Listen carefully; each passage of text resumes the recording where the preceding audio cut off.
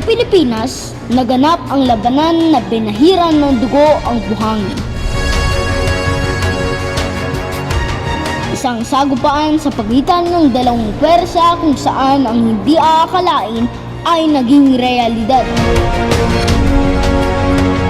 Noong taong 1521, si Ferdinand Magellan at ang kanyang mga sundalo ay nagsimula sa isang paglalakbay na bitbit ang paniniwalang ang kanilang lakas ay sasakop sa sanlibutan. Ngunit lingid sa kanilang kaalaman ay ang walang humpay na galik na naghihintay sa kanila. Si Lapu-Lapu na pinuno ng Mactan ay namuno sa isang hukbong pinanday sa apoy na hinubog ng mga henerasyon ng lakas ng loob. Nakatindig sila na animoy isang hindi masisirang pader na nakatago sa mga mata ng mga taong minamaliit sila. Nagsagupaan ang mga talim, dumanak ang dugo at malingaw sa hangin ang mga iyak.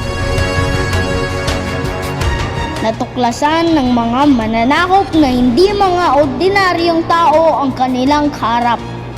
Hinarap nila ang mga mandirigma na pinalakas ng nag-aalab na pagnanais na protektahan ang kanilang kalayaan sa harap ng napakatinding pagsubok.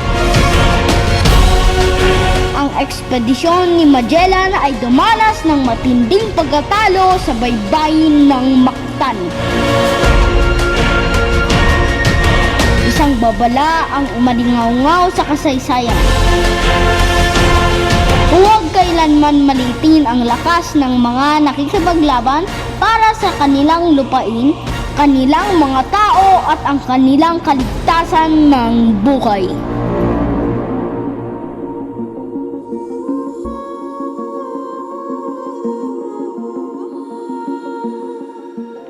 Please follow our Facebook page and subscribe to our YouTube channel.